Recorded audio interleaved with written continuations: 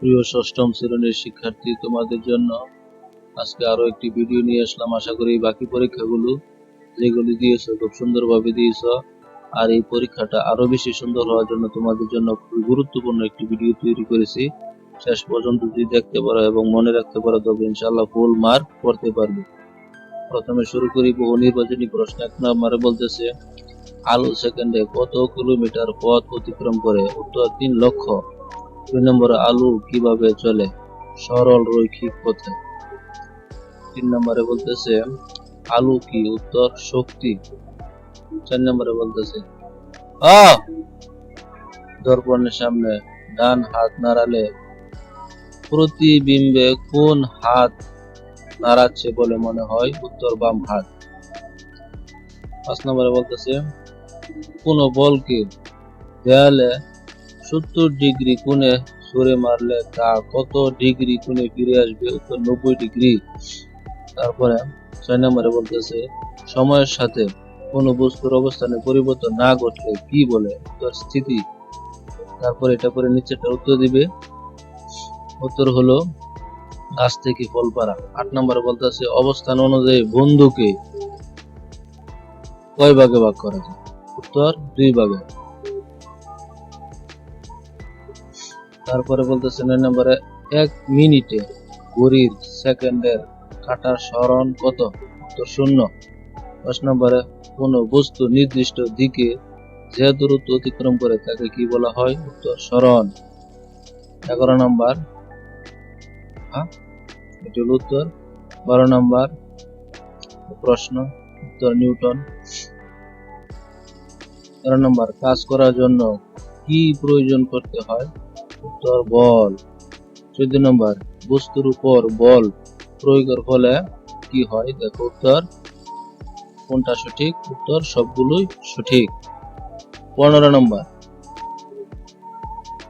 উত্তর কাঁচি। নিচের কোনটি সরল যন্ত্র? উত্তর কাঁচি। 16 নম্বর, 17 সূর্য পৃথিবীর চেয়ে কত গুণ বড়? উত্তর 13 লক্ষ। 18 সূর্যের প্রধানত কোন গ্যাস থাকে? উত্তর হাইড্রোজেন। তারপরে 19 নম্বর, এই কথাটা এমনিতে বেশি উঠছে।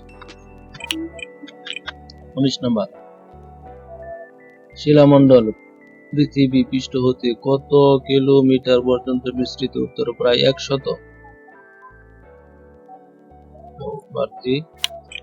তারপরে 21 নম্বরে বলতেছে, আগ্নেয়গিরি অগ্নুৎপাত হয়ে কি বেরিয়ে আসে? উত্তর ম্যাগমা। তারপরে 21 নম্বরে বলতেছে, আয়োডিন বেগুনি বর্ণ ধারণ করে কোন দ্রবণে? উত্তর শর্করা। পরেরটা 22 নম্বর প্রশ্ন, উত্তর 30 নম্বর প্রশ্ন, হল উত্তর 24 নম্বর। নিচের কোনটি সঠিক? উত্তর 1 ও 3 নম্বর সঠিক। তারপরে 25 নম্বর, কোনটিতে ভিটামিন এ অনুপস্থিত, মানে ভিটামিন এ নেই? উত্তর হলো আমলকি। 26 নম্বর, 27 নম্বর, উত্তর সবগুলি সঠিক। তারপর 28 নম্বর, 29 নম্বর, এই হলো 30 নম্বর। এই 30টি অবজেক্টিভ ইনশাআল্লাহ আশা করি কমন করবে। তারপরে ছোট প্রশ্নের উত্তর দিতে হবে 10টি, প্রশ্নের মধ্যে থাকবে 15টি। দেখো একদম ছোট ছোট করে উত্তরগুলি আমি এখানে নিয়ে আসছি। 3 নম্বর প্রশ্ন, 4 নম্বর, এই উত্তর। 5 নম্বর, এই হলো উত্তর। 6 নম্বর প্রশ্ন, এই হলো উত্তর। 7 নম্বর, এই উত্তর। 8 নম্বর, এই হলো উত্তর। 9 নম্বর, এই উত্তর। এই 10 নম্বর, এই হলো উত্তর। এইভাবে এই 10টি প্রশ্ন মনে রাখবে, ইনশাআল্লাহ কাজে লাগবে। তারপরে আছে কি সৃজনশীল, 5টি সৃজনশীল দিতে হবে। প্রতিটি প্রশ্নের মান তোমরা আগে জানো 10 করে, এটা পড়বে, পরে ক নম্বর প্রশ্নের উত্তর দিবে। একদম ছোট করে দিয়েছি তোমাদের জন্য। ক নম্বর প্রশ্ন, এই হলো উত্তর। এই ছোট গো দেখো একদম ছোট করে দিয়েছি যেন 3 ঘন্টার মধ্যে ফুল মার্ক করতে পারো। এই হলো উত্তর। তারপরে বড় গ আনসার। সৃজনশীল 2 পড়বে, পরে উত্তর দেবে।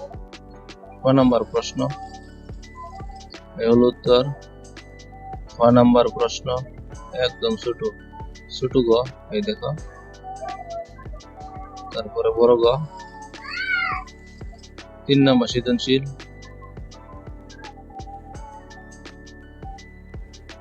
ক নাম্বার প্রশ্ন হলো উত্তর। ক নাম্বার প্রশ্ন হলো উত্তর।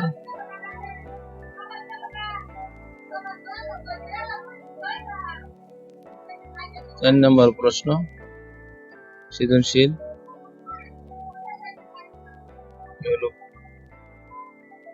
ক নাম্বার প্রশ্ন ভিটামিন কি, নিচে উত্তর দেওয়া আছে।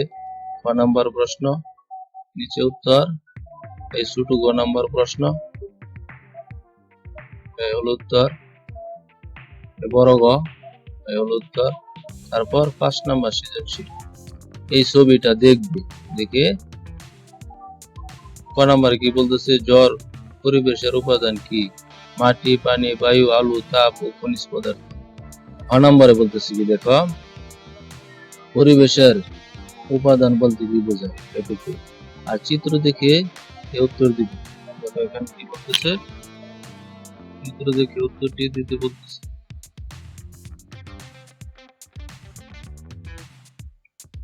এই দেখো, এই থেকে কিভাবে মৌমাছি উদ্ভিদের উপর নির্ভর করে। এই দেখো,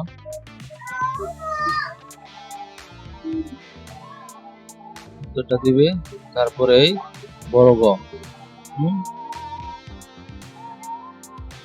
এভাবে দেখে নেবে, ঠিক আছে। ইনশাআল্লাহ শেষ পর্যন্ত মনে রাখলে অবশ্যই ভালো মার্ক পাবে। আর তুমি যদি নতুন হয়ে থাকো তবে সম্ভব হলে চ্যানেলটি সাবস্ক্রাইব করে দিও। ধন্যবাদ, দোয়া করি ভালোভাবে পরীক্ষা দাও। Thank you.